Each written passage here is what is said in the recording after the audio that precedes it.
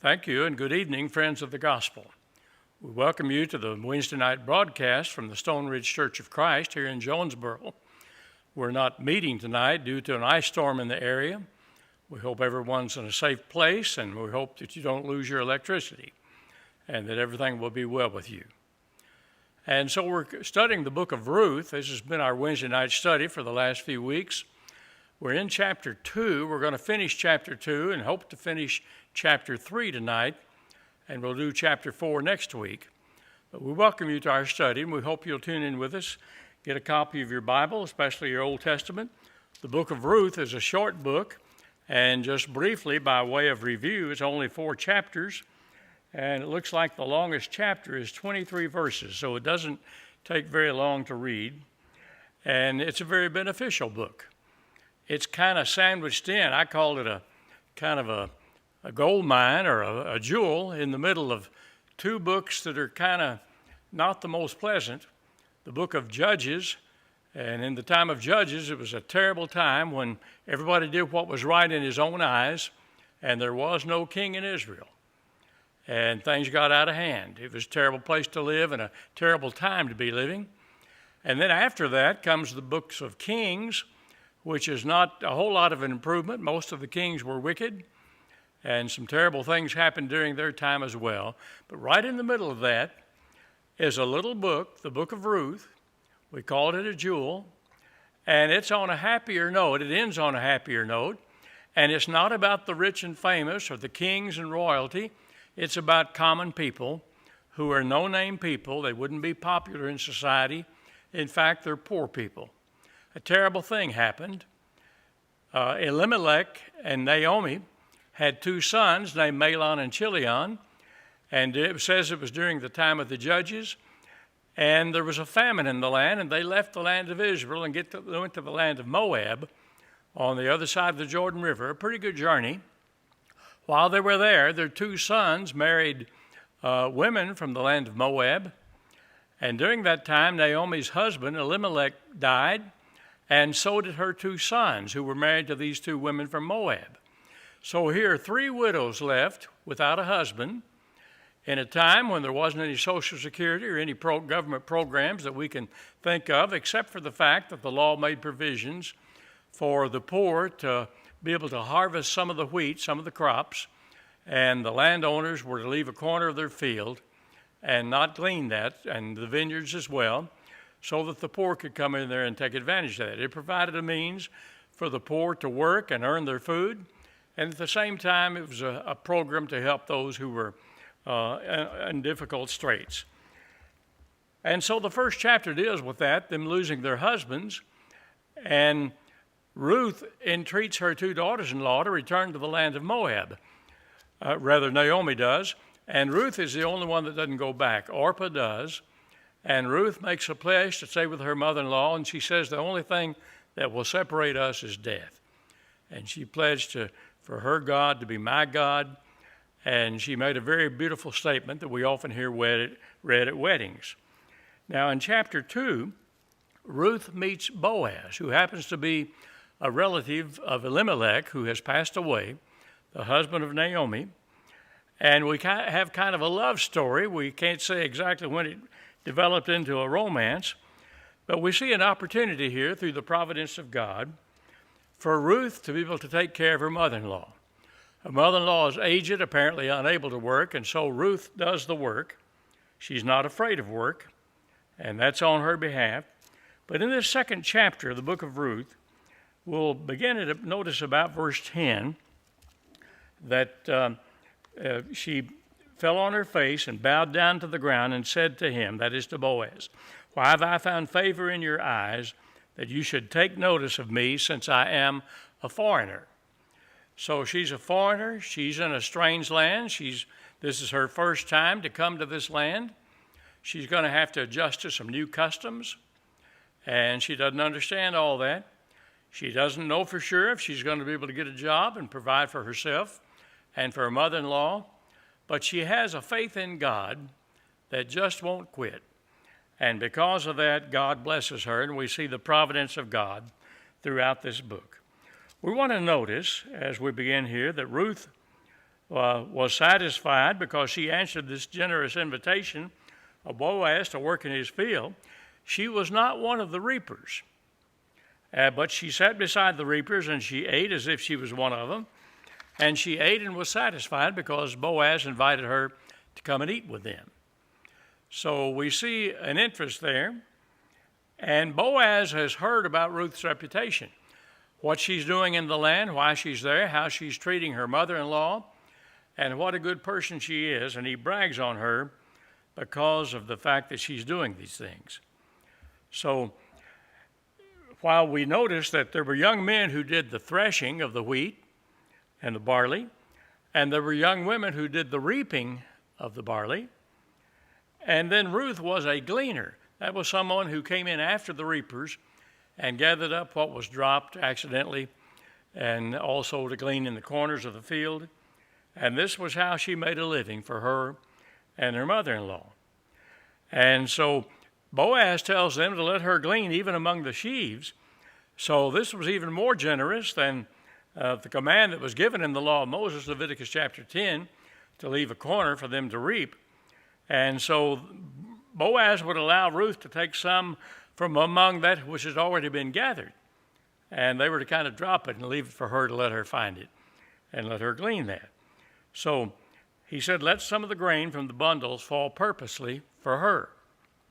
And this was also a beautiful thing. Boaz wanted to bless Ruth, and he didn't want to dishonor her dignity by making her a charity case or embarrassing her in any way. But he allowed some of the grain to fall, and supposedly by accident, so that she could pick it up. And we see the beginning of a budding romance in this passage. Now, Ruth goes home and she reports the day's activities to Naomi, and she also brings home the day's fruit that she gleaned in the field. The Bible says she gleaned until evening, and she beat out what she had gleaned. So she worked hard and long, and yes, God blessed her. And yes, people were generous to her, and at the same time, she did work hard. And this was a sun-up to sundown day, and Ruth worked hard all day long. So everything was going smoothly from this point. And we see her as an example. She had to stoop down to gather every grain that she picked up.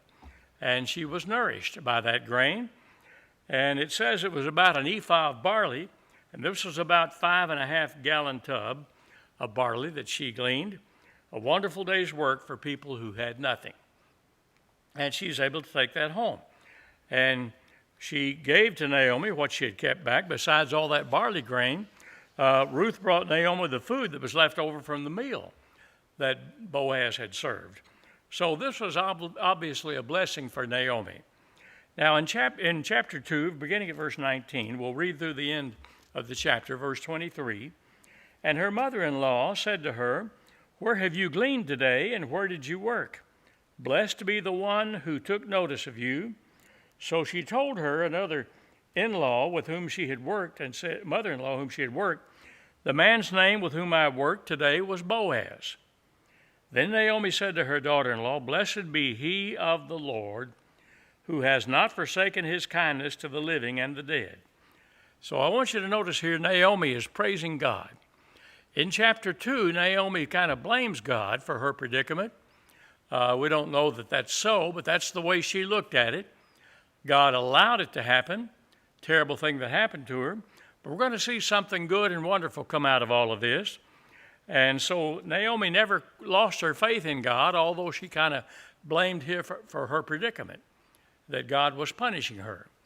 Now, we're not told why she would think that God was punishing her. There's a possibility or two that we can mention, but we don't know for sure. One may be that it may have been Naomi's idea to leave the land of Israel and go to an idolatrous nation, Moab. It may have also been because of her sons married Moabite women from an idolatrous nation, which was forbidden in the law. And so these are possible reasons why Naomi may think that God had it in for her. But we don't have any evidence that he did. But anyway, that's the way she felt. But she never quit praising God.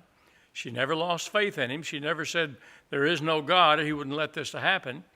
but she always believed that he was in existence, and now he believes that he is blessing them. So he says, she said, "Blessed be the name of the Lord, who has not forsaken his kindness for the living and the dead." And then Naomi tells Ruth that this is a relative of ours. He's related to her husband, Elimelech, that passed away. And verse 21, "But the Moabitess said, he also said to me, you shall stay close by my young men until they have finished all my harvest." So he's making provisions for her. And verse 22, Naomi said to Ruth, her daughter-in-law, "It is good, my daughter, that you go out with his young women, and that people do not meet you in any other field." So she stayed close to the young women of Boaz to glean until the end of the barley harvest and wheat harvest, and she dwelt with her mother-in-law. So she stays there throughout the harvest. This is some time involved. And it's interesting that she brings the day's fruit home to Naomi, gleaned in the field till evening, and we notice that she beat all that out. But when Naomi says, "Blessed is the name of the Lord," we begin to wonder, is this the same woman who in the previous chapter is saying, "Call me Mara, not Naomi, because the Almighty has dealt bitterly with me"? Is this the same woman who said that the Almighty has afflicted me in chapter 1 and verse 21?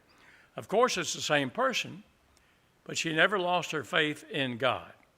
She sees more of God's plan unfolding, so she's starting to see some good things come out of all of this, and so she can see better how all these things are working together for the good of those who love the Lord.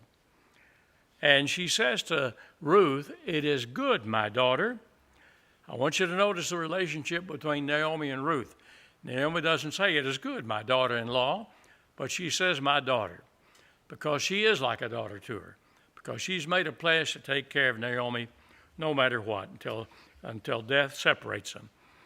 So Naomi advises her daughter-in-law to stay with this man, stay with Boaz. Not only was he generous, but he's one of our near kinsmen, and the importance of which is going to unfold in the next chapter, chapter 3.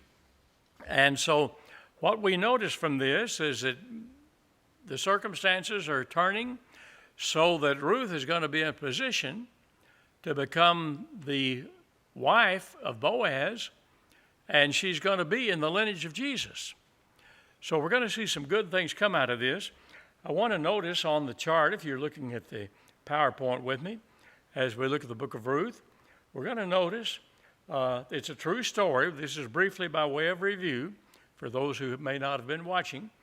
The way it begins, it deals with real people in real time. It's during the time of the days of the judges, it says. So it's during a historical period, a particular historical period. It's not just a story to fill in space.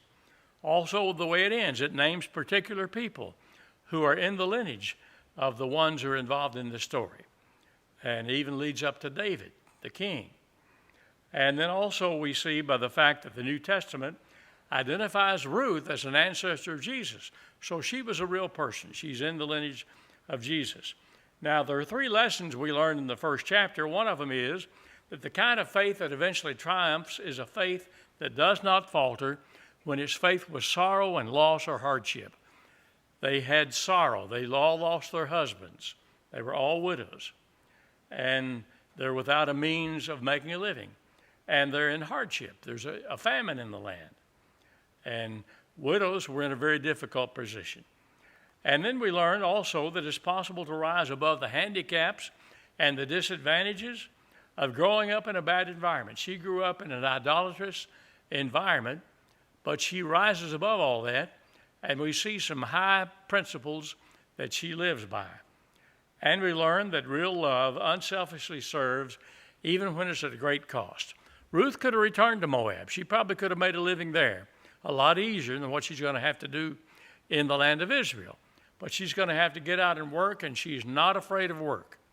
And that's something good, because we want to point out that in the next chapter, chapter 2, that we learn that hardship and misfortune and even poverty are never an excuse for sin.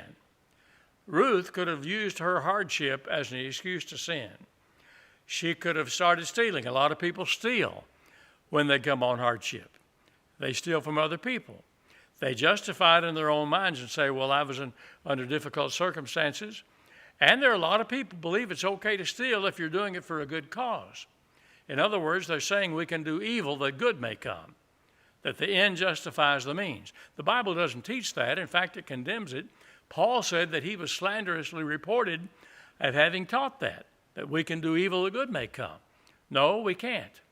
There's a story, there used to be a TV show about it, and a book that sometimes children read about Robin Hood, who stole from the rich and gave to the poor. A lot of people think that was justified and that the poor didn't need it anyway. But when the Lord said, thou shalt not steal, he didn't make any exceptions. He never said, well, you can steal under this circumstance or that. It was never a situational type of morality that you could violate that. And so most people think that it's okay to do evil that good may come if you're doing it for a good cause. So it was okay for Robin Hood to steal from the rich and give to the poor. But Ruth didn't try to justify what she did. She didn't try to steal anything from Boaz or anybody else. She was honest. She put in her time working. She worked from sunup to sundown. She worked hard. Nor did she turn to any other form of immorality, either selling her body or anything like that, which some people have done during hard times. Ruth rose above all that, even though she grew up in an idolatrous, immoral environment in the land of Moab. So that was never an excuse to sin, and she didn't use that as an excuse to sin, and we shouldn't either. Now, second thing we learned, when she faced hardship and poverty, that she didn't resort to immorality. We made that point. Then today, many people think hardship is a license to pursue what you want or what you need by hook or by crook, and it's okay to do that. Well, we learned from the book of Ruth that that's not the case. Now we're going to get into chapter 3, and in chapter 3 is a little bit different than the first two books. We don't have so many applications in this book, but what we do learn from chapter 3 is a story of love and devotion. We see it blossom, and we learn about Jewish customs. Any book that you read on the manners and customs of the Bible, a lot of that information will come from the book of Ruth. So as we look at this third chapter, we're going to notice these things. And we see Naomi's instructions to Ruth. In the first few verses, we see the security for Ruth that she gains through a kinsman. It says, then Naomi, her mother-in-law, said to her, my daughter, shall I not seek security for you, that it may be well with you? Now Boaz, whose young women you were with, is he not our relative? In fact, he's winnowing barley tonight at the threshing floor. Now, we're going to see something happen that in our society would not go over and would probably be viewed as an invitation to immorality. It was not that in the book of Ruth. This whole story is a very wholesome thing. Never was any immorality implied in any of this. So it wasn't an appeal by her to seduce Boaz. Let's read the rest of it. We'll go through about verse 9. Therefore, wash yourself and anoint yourself, and put on your best garments, and go down to the threshing floor. But do not make yourself known to the man until he has finished eating and drinking. Then it shall be that when he lies down, that you shall notice the place where he lies, and you shall go in, uncover his feet, and lie down, and he will tell you what you should do. And she said to her, all that you say to me, I will do. I want to point out that this was not Ruth's idea to do this. She's not throwing herself at Boaz. She's not implying anything immoral, and Boaz doesn't take it that way either. We're going to see that as well. And she said to her, all that you say to me, I will do. So Naomi is advising her what to do, and she's following her mother-in-law's advice. So she went down to the threshing floor and did according to all their mother-in-law instructed her. And after Boaz had eaten and drunk, and his heart was cheerful, he went to lie down at the end of the heap of grain. And she came softly, uncovered his feet, and lay down. Now it happened at midnight that the man was startled and turned himself, and there a woman was lying at his feet. And he said, who are you? So she answered, I am Ruth, your maidservant. Take your maidservant under your wing, for you are a close relative. Then he said, blessed are you of the Lord, my daughter, for you have shown more kindness at the end than at the beginning, and that you did not go after young men, whether rich or poor.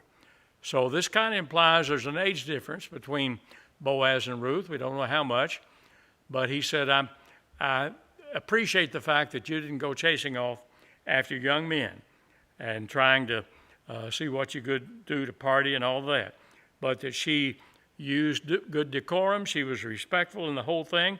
And look at the next verse. Therefore he said, blessed are you of the Lord, my daughter, for you have shown more kindness at the end than at the beginning. Verse 11, and now, my daughter, do not fear. I will do for you all that you request, for all the people of my town know that you are a virtuous woman. So there was nothing, any hint in there at all of anything immoral. In our society, people would look at it that way. But she's not trying to do anything like that. She's just doing what her mother-in-law told her that she ought to do. And this came from her mother-in-law. It wasn't Ruth that thought this up and decided to do that. She's just following the instructions of the custom at that time. And that's all that was. Well, as we notice further, according to the custom of that day, we can't say that Ruth and Boaz were dating. They weren't really dating as we think of it, in the way that we think of in our modern culture, but they were not paired off as a couple with a one-on-one time together and being able to spend time alone. Rather, they spent their time in the context of a group with the workers that were out there in the field, the men and women who worked for Boaz in the harvest. So over this period of the harvest, the wheat harvest and the barley harvest, Ruth and Boaz get to know each other pretty well. And by seeing what kind of people the other was around a large group, you can learn a lot of things. And her mother-in-law said, shall I not seek security for you? Said, in other words, what can I do to help you to make your life, the rest of your life, better and to have a secure life? Naomi knew that Ruth could best be taken care of if she was married. And so she sets out to help find a husband for Ruth. She suggested that she appeal to Boaz for marriage. And the Hebrew word for security in this verse, one and the same for rest, back in chapter 1, verse 9, when she advised them to go find a husband and take rest. So when Naomi learns that her daughters-in-law would find rest and security in the home of a new husband, her daughter-in-law, she says this Hebrew word, the word manawak, and it speaks of what a home should be, a place of rest and security. That's what a home ought to be. And she says, now Boaz, he's one of our relatives. Now, one might easily think that this is kind of an inappropriately forward of Naomi to suggest it to Ruth, but it's possible to think that Naomi plotted with Ruth to make her a man trap. That's not the case at all. To go out and hunt down a reluctant Boaz for marriage. Not at all. Naomi's suggestion to Ruth was rooted in the peculiar customs of ancient Israel. And the meaning behind the Hebrew word goel, which was referred to the next of kin, the law of Moses had it that the next of kin, if your brother dies and he leaves a widow and no children, that you take her as a wife and you provide for her and raise up children unto your brother. That was what the law provided for. So this is just an appeal to that, for her to do that, for him to do that. And so the word goel, sometimes translated kinsman or redeemer, and it defined that person's role. And so the kinsman or the redeemer was responsible to buy a fellow Israelite out of slavery. We read that in Leviticus chapter 25 and verse 48. He was also responsible to be the avenger for blood, to make sure that the murderer of a family member answered for his crime. We read that in Numbers 35 and verse 19. And he was also responsible to buy back family land that had been forfeited. We learned that in Leviticus chapter 25 and verse 25. And he was also responsible to carry on the family name by marrying a childless widow. Deuteronomy chapter 25 and verses 5 through 10. So these were responsibilities of the next of kin. This was called a Levirate marriage, where a man took his brother's widow and married her. So in this we see that the goel, the kinsman redeemer, was responsible to safeguard the persons, the property, and the posterity of the family. And that's what he was to do. And so words from that root word are used with a variety of meanings in the Old Testament. We notice some of them. But the fundamental idea is that of fulfilling one's obligation as a kinsfolk. So, is he not our relative, she says? Well, since Boaz was recognized as a Goel for the family of Elimelech, that deceased husband of Naomi, and also the father-in-law of Ruth, Ruth could appeal to him to safeguard the posterity of Elimelech's family. That would be perfectly in order, and to take her in marriage. Now, that may seem forward to us to do that, but regarded as proper in that day. So we can't impose our customs on biblical times and say, well, they shouldn't have done it that way. They were there long before we were doing it that way. So if Boaz didn't fulfill this duty toward Elimelech, though he was now deceased, then the direct family name and the name of Elimelech would perish. So perpetuating the family name of Elimelech and every man in Israel was thought to be a very important duty, and a person was looked down on who would not take that responsibility. And these protections show how important it was for God to preserve the institution of the family in Israel. And that's also important to him today. Now, we notice in the next few verses there, we already read them, that Naomi instructs Ruth how to go about doing this, how to petition Boaz to exercise his responsibility as her Goel. Now, she tells her to wash herself. Naomi, in her advice to Ruth, shows a keen knowledge of male behavior. She instructed Ruth to make herself pretty and to anoint yourself. She'd be smelling good, perfume or something. Put on your best garment, and don't go out there in your work clothes. Don't look like you just came in out of the field. And to leave Boaz alone while he's eating, and don't make yourself known until after he's finished eating and drinking. And then go in and uncover his feet and lie down at his feet at the appropriate time. And she does that.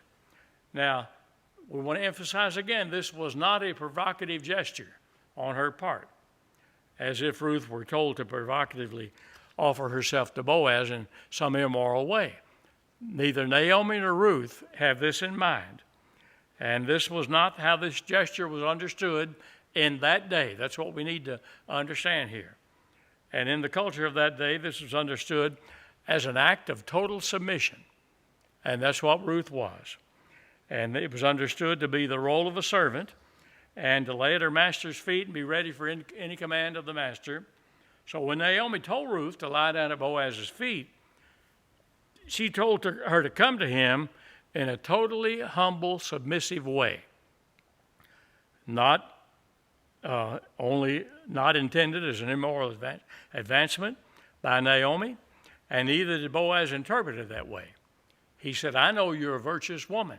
He's already spoke quite a bit about what a great person she is and how responsible she is. So we don't need to lose sight of the larger picture here. Ruth came to claim a right that really was provided for in the law of Moses. And Boaz was her Goel, his kinsman redeemer, and the law of Moses made that provision. She had the right to expect him to marry her and raise up a family to perpetuate the name of Elimelech. But Naomi wisely counseled Ruth, don't go in there as a victim demanding your rights, but go in there humbly, as a humble servant, trusting in his goodness as a kinsman and a redeemer. And she's saying to Boaz, I respect you, I trust you, and I put my fate in your hands. That's what that message was. And he'll tell you what you should do. Well, this was a situation that had the potential for disaster. We understand that. If Boaz should mistreat Ruth in some way. But they already know he's not that kind of person. And they trust him. Naomi and Ruth had the chance to get to know Boaz. And they knew what kind of man he was. A good man, a godly man, one to whom Ruth could confidently submit. Apparently an older man as well. And so Ruth says, all that you say I will do. And Ruth humbly and wisely received the counsel of her mother-in-law, Naomi. And she totally trusted her mother-in-law, who loves her.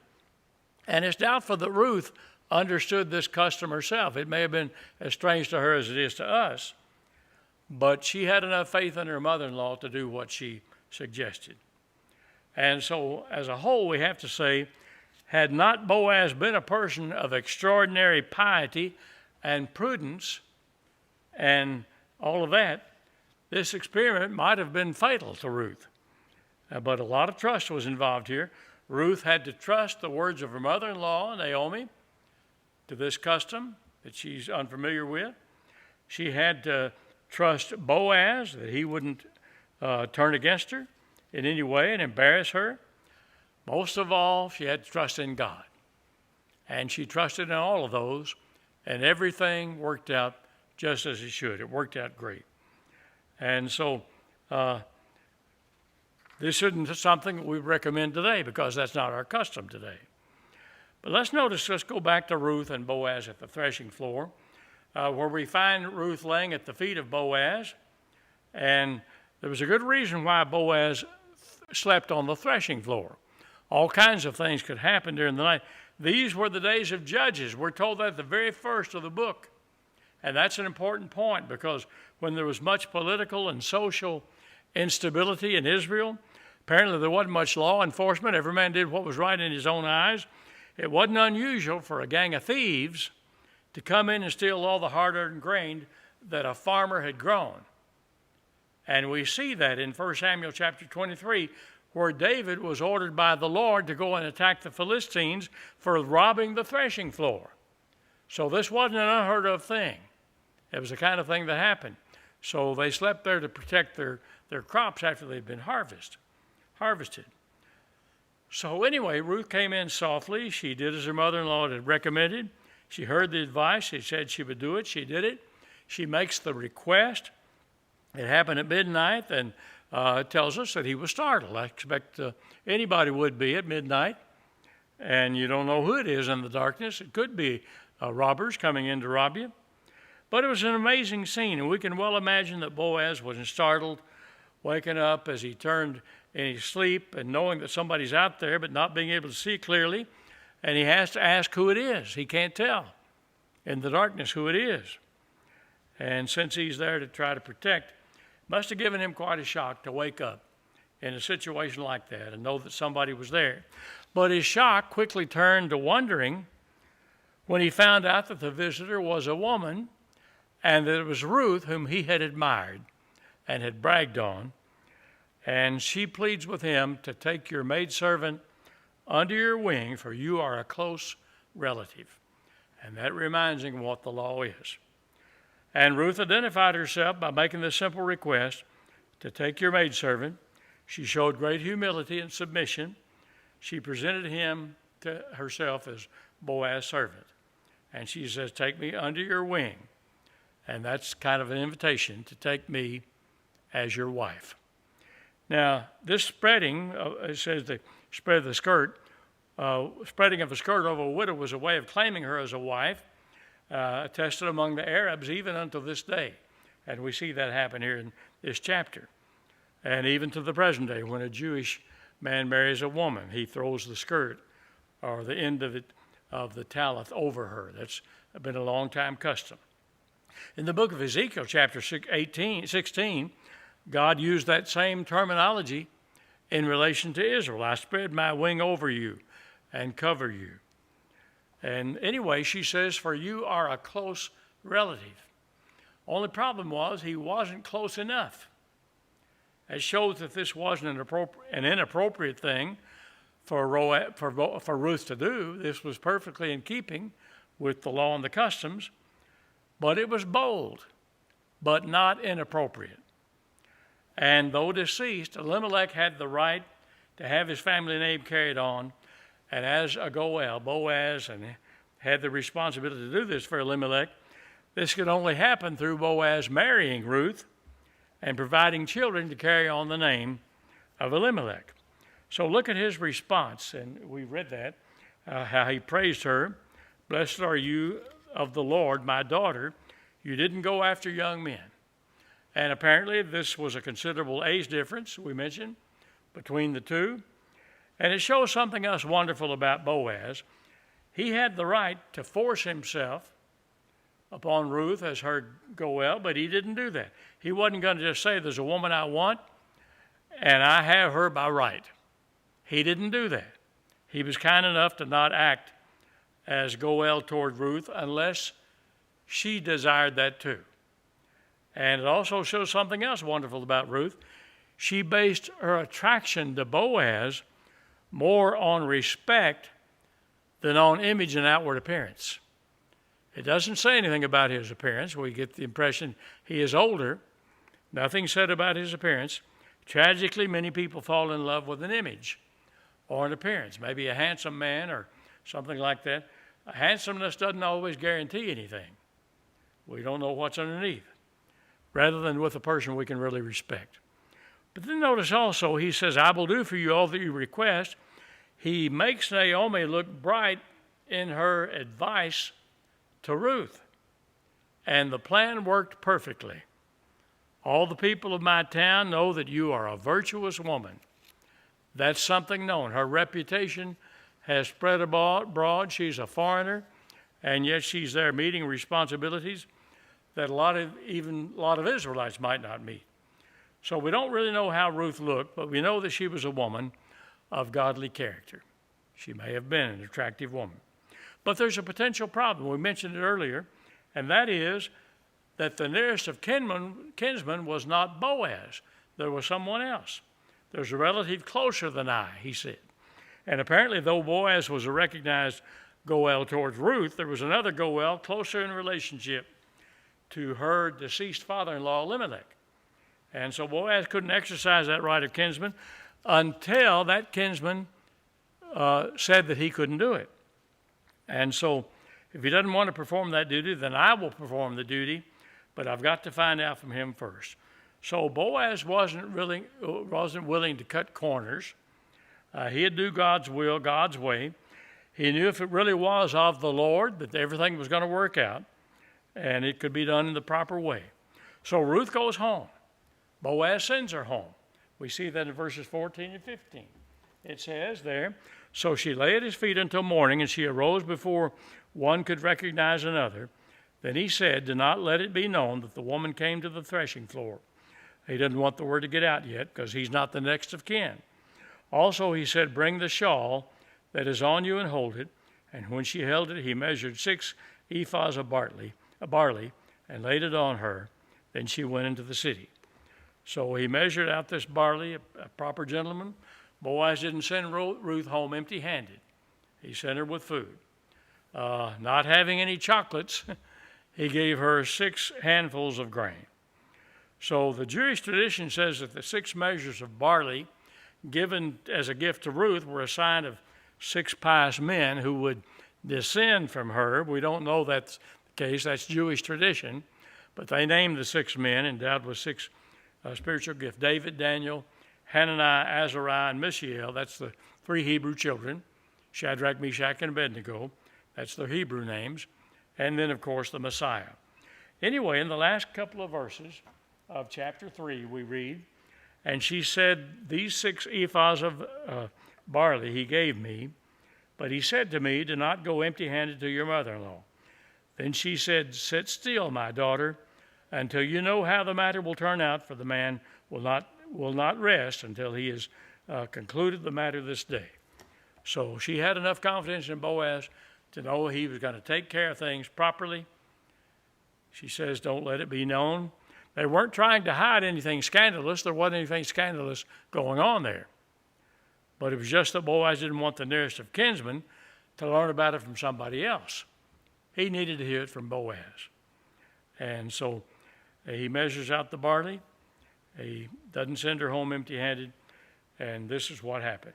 So when Ruth tells her to sit still, my daughter, the man's not going to rest till he concludes it, that could have been a considerable time of anxiety for Ruth, because she's claimed her right to marriage and would be married. The only question is, who's she going to be married to? Is it going to be Boaz? He's not the next of kin. Or is it going to be this other fellow that is the next of kin? Would it be to Boaz or the nearest Goel? The issue is going to be decided in that very day. And that gets us to the end of chapter 3. We hope you'll tune in again next Wednesday night when we cover chapter 4 of the book of Ruth, a very interesting love story. And we hope you'll do that next week at 7 p.m. at this same time. Also, we'd like to invite you to our services on Sunday morning. We'll be meeting at 10 o'clock for Bible classes, and then again at 11 for our period of worship together, and again on Sunday night at 6 o'clock. We hope you'll come. If there's any way we can be of service to you, feel free to call upon us at the address that will be given when we go off the air. Thank you so much for listening tonight. We hope you have a pleasant, good week.